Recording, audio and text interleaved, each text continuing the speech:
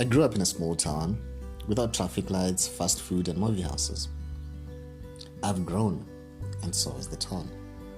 Masvingo became a city in 2002, even though it was the first colonial settlement in 1890, and earmarked to be the potential capital. With its somewhat central location in proximity to the ancient empire, that's where the heart of the country should be, the Great Zimbabwe. Masvingo has traffic lights too now, and some of the popular fast food establishments have outlets there.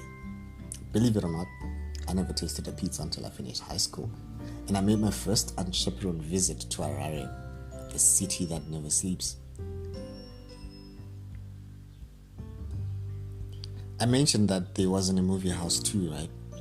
But there was a Masvingo Drama Circle, which hosted plays and events at the Charles Austin Theatre, and that was the closest thing to a movie experience one could have.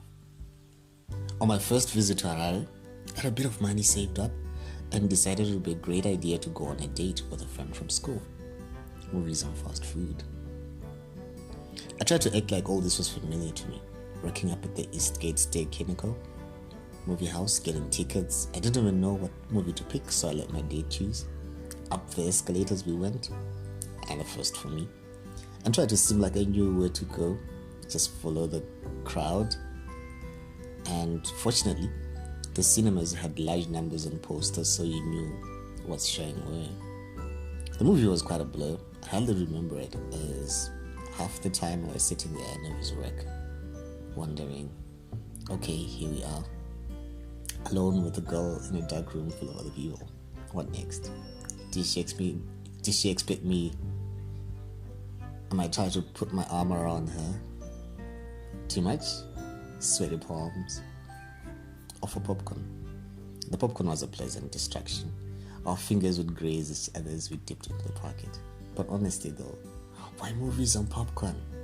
I don't know about you, but how can you even hear the movie dialogue as you munch through popcorn? Like your very existence depends on it.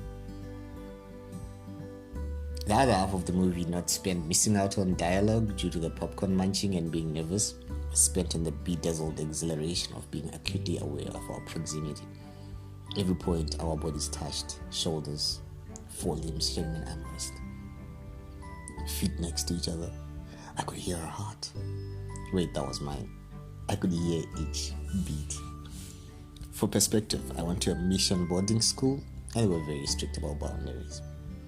Later we went for a bite to eat at a popular food court. I didn't know what to order, so again I let her pick what she wanted, figuring I would do exactly as she had done. It was a great plan, except when I saw the bill on the cash register and the realization dawned that I would nearly wipe away all the money I had left. So I ordered a Coca-Cola and mumbled something about not being hungry. We talked as she ate, and I sipped my soda. I tried hard not to wonder too much how a pizza tasted like. She asked for a takeaway bag since we need to save some food for dinner. I walked her to her taxis and hugged her goodbye. She smelled like pizza, fries mingled with a Revlon perfume, and date. Outside of all the awkwardness, the thing that stood out about the date was how I didn't remember a single thing about the movie I paid to watch. The craziest thing is that it's like the universe has conspired that I never watch again. Every time I try to watch it, something gets in the way. It's like a curse. Once upon a video shop, I rented the DVD and it refused to play on my DVD player. The times I've seen it scheduled to show on TV, something always comes up, like screening at times I'm not at home.